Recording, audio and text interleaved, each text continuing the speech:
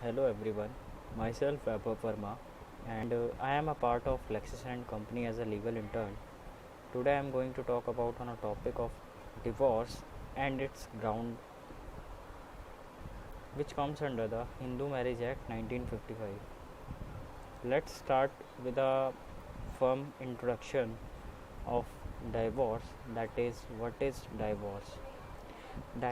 Divorce means the resolution of a marriage by a court or other competent body.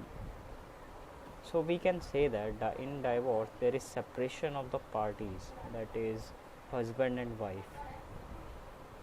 In Hindu Marriage Act there are some provisions given regarding a valid divorce, that is when the spouse can get divorce or appeal for dissolution for marriage in the court of law.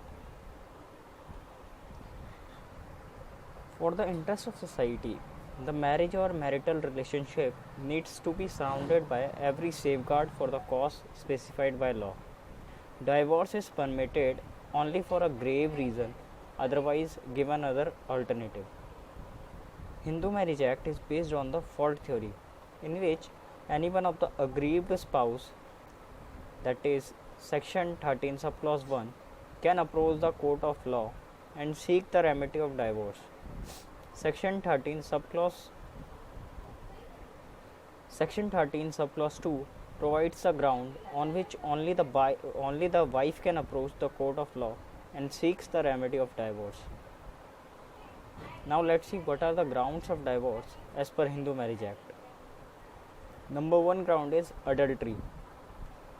Adultery means the consensual and voluntary intercourse between a married person with another person, either married or unmarried, of the opposite sex.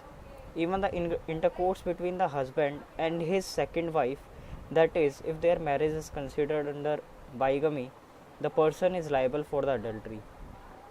Now let's see what are the essentials of adultery.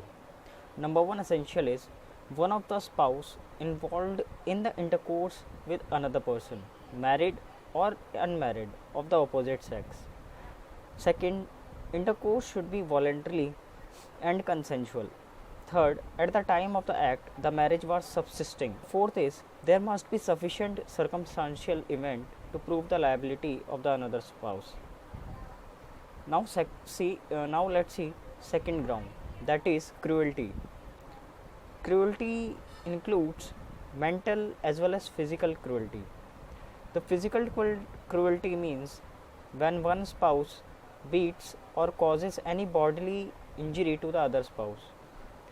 But the concept of mental cruelty was added as the spouse can also be mentally tortured by the other spouse. So mental cruelty can be considered humiliating the husband in front of his family and friends, undertaking the termination of pregnancy without husband consent, make false allegation against him, wife having affair, etc. Now let's see what considered as mental cruelty against wife by husband. False accusation of adultery, demand for dowry, impotency of husband, force to abort the child, husband having affairs, the husband lives an immoral life. Now let's see third ground, that is desertion. Desertion means the permanent abandonment of one spouse by the other spouse without any reasonable justification and without his consent. Basically, desertion means to leave the spouse without any reason, for no reason. Essentials of desertion. Number 1 essential is permanent abandonment of the other spouse. Number 2 is rejection of obligation of marriage. Number 3 is without any reasonable justification. And last one is no consent of another spouse. Next ground is conversion. If one of the spouse convert his religion to any other religion without the consent of the other spouse, then the other spouse can approach the court and seek the remedy of divorce. For example, if a Hindu has a wife B and have two children, One day A went to church and converted to Christianity without the consent of B. Here B can approach the court and seeks for divorce on the ground of conversion. Next ground is insanity. Insanity means the person is of when the person is of unsound mind. Insanity as a ground of divorce has following two requirements.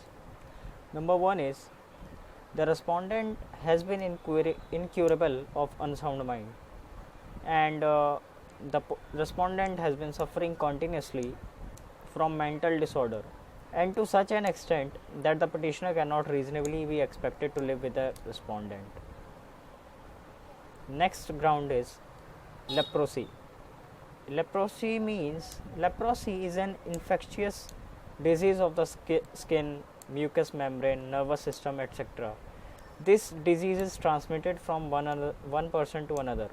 Thus, it is considered as valid ground for divorce.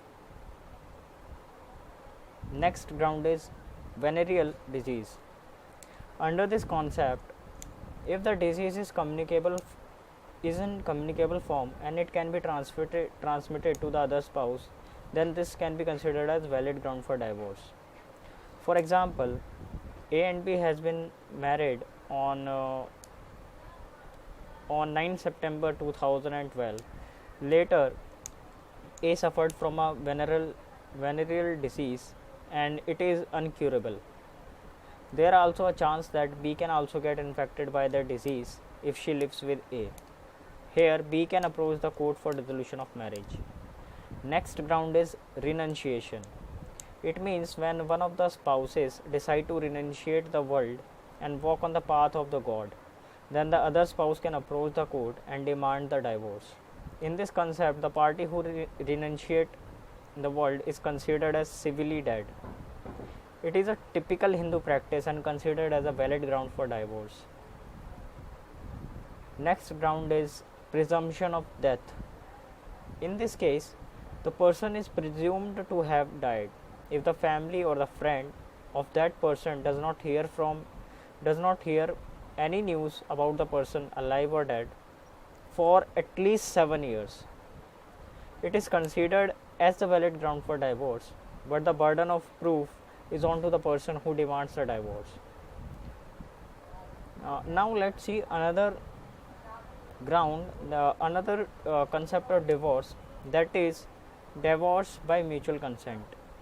Section 13 subclause B of the Hindu Marriage Act provides that the person can file the petition for divorce by mutual consent of both the parties. If the parties want to dissolve the marriage as a mutual consent are required to wait for 1 year from the date of marriage. They have to show that they are living separately for 1 year or more year and not able to live with another. I hope you like the video. Thank you.